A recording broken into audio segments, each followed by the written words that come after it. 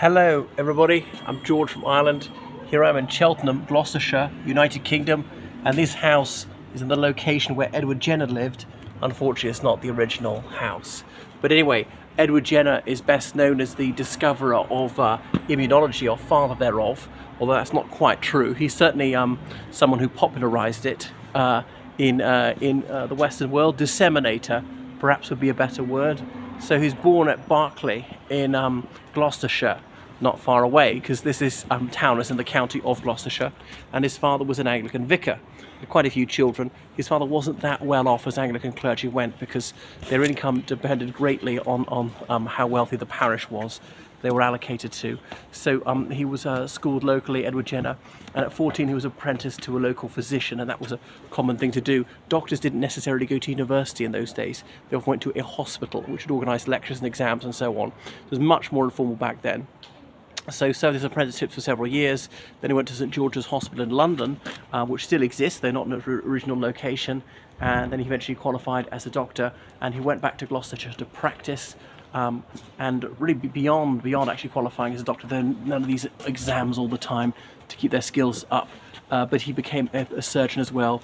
He was a real polymath, as an amateur zoologist, particularly enthralled by cuckoos, and published on things like that. He was later elected to the Royal Society of London.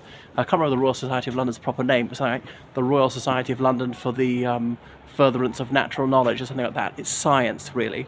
So been going since the late 17th century. So he married, he had 3 children, a very modest brood for the time. Most couples are much more fecund than that. But so coming to the thing that he's really famous for, cut to the chase, was vaccinations. Now, he didn't invent them. They've been known amongst the Circassians, the people of the South Caucasus, for as long as history can record. And Lady Mary Wortley Montagu was there in the early 18th century in Istanbul, then capital of the Ottoman Empire, and she recorded that. Of course, the Circassians come from quite far away, but spread somewhat through Turkey. So it obviously comes from vaka, vaccination, as in cow. So smallpox used to ravage the population. Jean-Marie Arouet, better known as Voltaire, he said that 60% of the populace was infected with this illness and 20% died of it. Well, that's probably an exaggeration, but certainly did kill an awful lot of people. Yes, the majority of people survived it, but you could be permanently pockmarked all over your face. Remember in Saudi Arabia when I was little in the 1980s, seeing a man who clearly suffered from it. Because it's really only eradicated in the 1970s. Apparently it's come back in Pakistan a bit because some people have been resisting vaccination. Of course, there are also some anti-scientific people who claim it's interfering with the will of God. Well, maybe it is, but yeah, good. But wait a second, did God not will the discovery of the vaccination? Well, he could have prevented it, or indeed people actually been vaccinated, he could have invented it.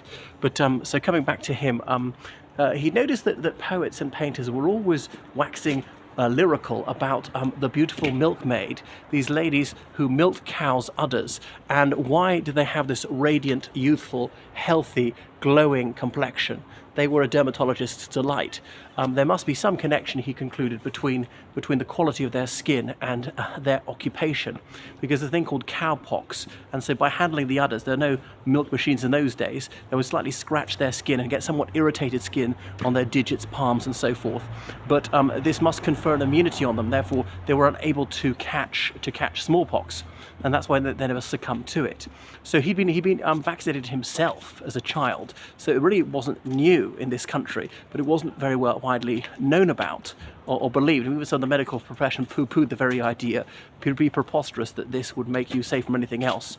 And obviously this notion of vaccinations apply to everything, like down to coronavirus these days. So he'd heard William Harvey's dictum, that well-known 17th century doctor and real son of the Enlightenment, don't think, try. And people saying, well, if it doesn't work theoretically, then it can't possibly work in practice, when obviously the opposite is the truth. So he decided to experiment, and any volunteers, so a farmer in Gloucestershire, he volunteered his 8-year-old son. I can't remember the unfortunate boy's name, James something or other. He put him forward to that. It wouldn't get past the ethics committee today, because there's a slight problem. If this goes wrong, you have deliberately infected him with a deadly disease. You can kill the child, and if not, permanently disfigure him. But, you know, well, it's all in the name of science. So these days we'd probably regard that as the worst form of child abuse. And it is true that in the long run that saved hundreds of millions of lives. And what kind of father was he to say, okay, you can do it on my kid. If he dies, ho-hum. But anyway, life was cheap in those days. So perhaps we ought to dethrone him as a god of science, Edward Jenner, for what he did to this boy, really being far from certain this was going to work out. And so deliberately infected him with cowpox, and later purposefully infected him with smallpox to see whether the child had developed an immunity, and indeed he had. So he'd given his body a small taste of the more serious disease, so his body could develop whatever antibodies and so on to fight off the more serious infection, and it worked. And he published a book about this, and it spread, and he became very famous, well regarded, hailed by King George III, well, he was rather ailing then, more by his imbecile, obese son, George IV, the Prince Regent at that time. So he was loaded with honours.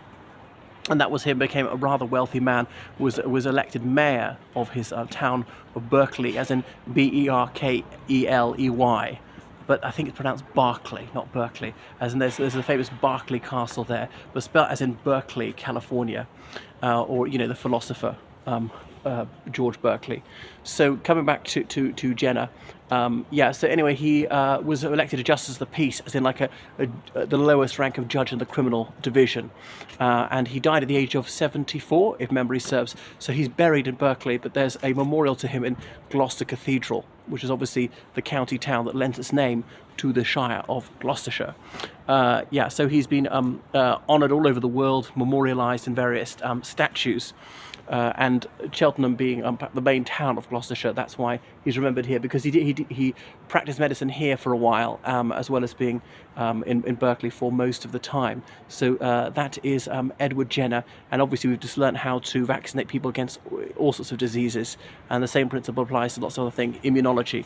And the World Health Organization in the 1970s has declared it had been finally eradicated, but as I say, it's come back a little bit, and now, it broke out again in the northwest frontier province of Pakistan, or the Khyber Pakhtunkhwa, as I'd say, sometime after 9/11.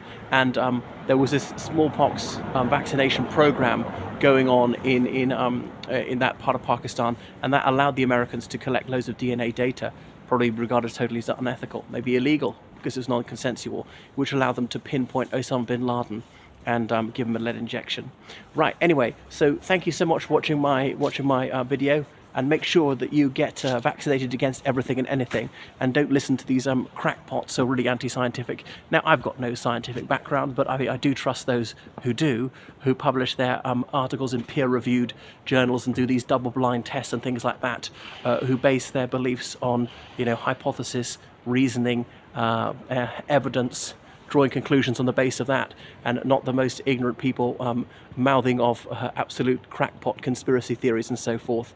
So, you know, I'm not a virologist or an immunologist. I have to defer to those who have far greater knowledge in these fields, and I just don't have the vocabulary, the cognitive ability to even comprehend these learned journals. Yeah, and I don't have the time to try and make myself well acquainted with these things. I can never have an expertise in that field. And if you don't agree with vaccines, if you think the whole thing is a hoax, all right, you know, that actually casts a doubt on the whole of medicine. Just never take any medicine again. Never go to the pharmacist or a doctor or a nurse or a dentist, because you know better than them. All right, so please make sure you subscribe to my YouTube channel on Patreon and donate on PayPal, georgecallahan79@gmail.com. Bye.